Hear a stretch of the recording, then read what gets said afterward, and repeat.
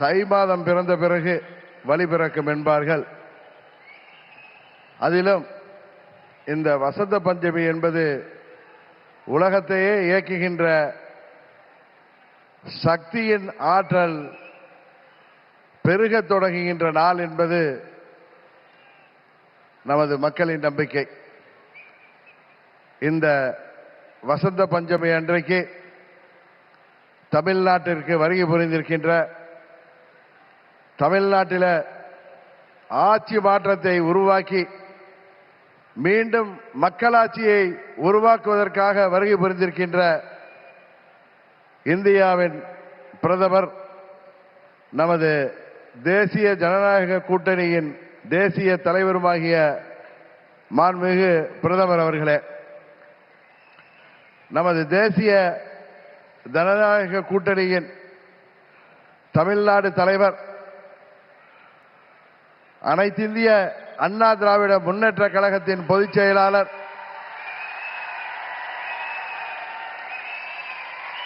மாண்புமிகு எதிர்க்கட்சி தலைவர், பெரும் மதிப்பிற்குரிய திரு எடப்பாடி கே பழனிசாமி அவர்களே,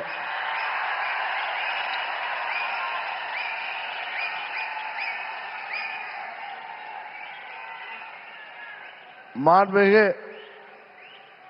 மத்திய அமைச்சர் பியூஷ் கோயல் அவர்களே,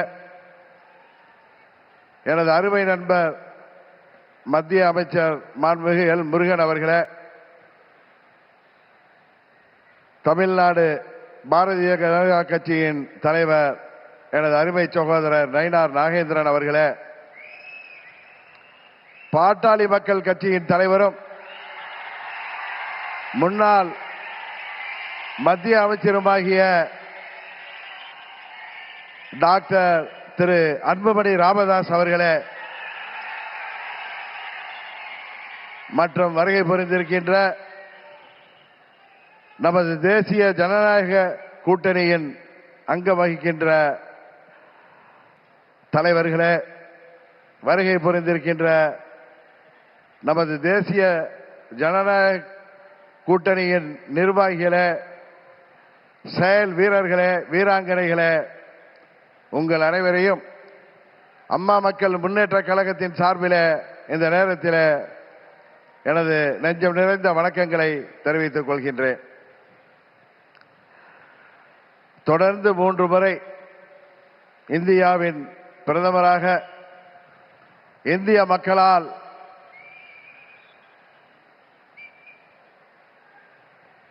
ஏற்றுக்கொண்டு இந்தியாவை உலக அரங்கிலே ஒரு சிறந்த இடத்திற்கு உயர்த்தி கொண்டிருக்கின்ற பாரத பிரதமர் அவர்கள் தமிழ்நாட்டிலே நடைபெற்றுக் கொண்டிருக்கின்ற இந்த மக்கள் விரோத குடும்ப ஆட்சியை முடிவுக்கு கொண்டு வர வேண்டும் என்கிற ஒரே நோக்கத்தோடு அம்மா மக்கள் முன்னேற்ற கழகம் இந்த கூட்டணியிலே வர வேண்டும் என்று அவர்கள் விரும்பினார்கள். இன்றைக்கு நாங்கள் முழுமனதோடு தமிழ்நாட்டிலே தேசிய ஜனநாயக கூட்டணியை தலைமையேற்றிருக்கின்ற மதிப்பிற்குரிய திரு எடப்பாடி கே பழனிசாமி அண்ணன் அவர்களை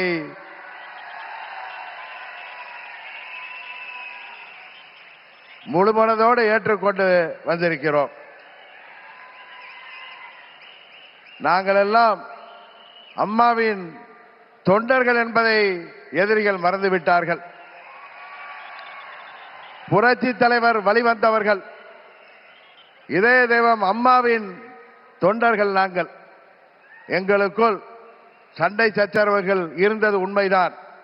ஆனால் தமிழ்நாட்டின் நலனை கருதியும் அம்மா மக்கள் முன்னேற்ற கழகத்தின் நலனை கருதியும் மாண்புமிகு பிரதமர் அவர்களின் அழைப்பை ஏற்று நாங்கள் எங்கள் மனதிலே இருந்த எல்லா கோபதாபங்களையும் விட்டுவிட்டு 21 நம்மால் முடியாமல் போன அம்மாவின் ஆட்சியை உறுதியாக தமிழகத்திலே ஏற்றிட உருவாக்கிட எந்த ஒரு மனமாச்சரியமும் இன்றி, எந்த ஒரு தயக்கமும் இன்றி, எந்த ஒரு குழப்பமும் இன்றி சில பேர் சொல்கிற போல எந்த ஒரு அழுத்தமும் இன்றி அம்மா மக்கள் முன்னேற்ற கழகம் இந்த கூட்டணியிலே எங்களை இணைத்துக் கொண்டிருக்கின்றோம். இந்த கூட்டணியின் வெற்றிக்காக அம்மா மக்கள் முன்னேற்ற கழகத்தின் ஒவ்வொரு தொண்டரும் தமிழ்நாடு முழுவதும் அயராது பாடுபடுவான் என்கிற உறுதியை மாண்புமிகு பிரதமர் அவர்களுக்கும் எதிர்க்கட்சி தலைவர் மாண்புமிகு எடப்பாடி பழனிசாமி அவர்களுக்கும் இந்த நேரத்தில் நான் சொல்லிக் கொள்கிறேன். ஒரு விஷயத்திலே எதிர்ப்பதென்றால் அதிலும் உறுதி, ஆதரிக்க வேண்டும் என்றால் அதிலும் உறுதியாக இருக்கக்கூடிய தன்மையை அம்மா அவர்கள் எங்களுக்கு கொடுத்திருக்கிறார்கள். ஒரே குடும்பத்தைச் சேர்ந்தவர்கள், பங்காளிகளாக இருந்தவர்கள் நாங்கள் எங்களுக்குள் இருந்த சண்டையால் பிரிந்து இருந்தோம் என்பது உண்மை.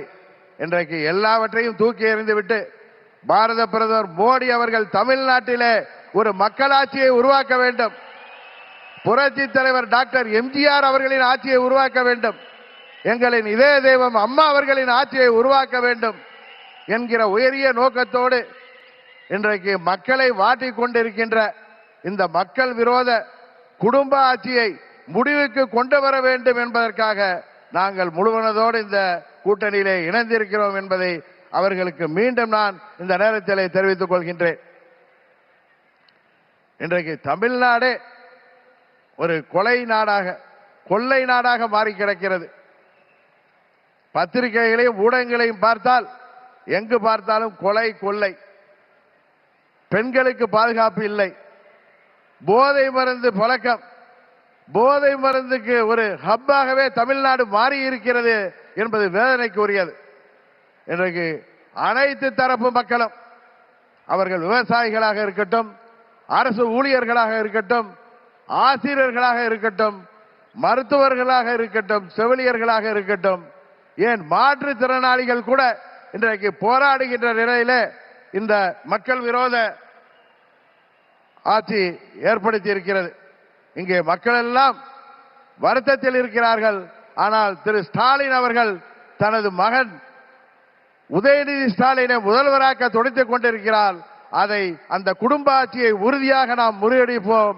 தமிழ்நாட்டிலே மீண்டும் மக்களாட்சியை, புரட்சி தலைவர் ஆட்சியை, அம்மா அவர்களின் ஆட்சியை உறுதியாக உருவாக்குவோம் என்று கூறி வாய்ப்புக்கு நன்றி சொல்லி விடைபெறுகிறேன். நன்றி, வணக்கம்.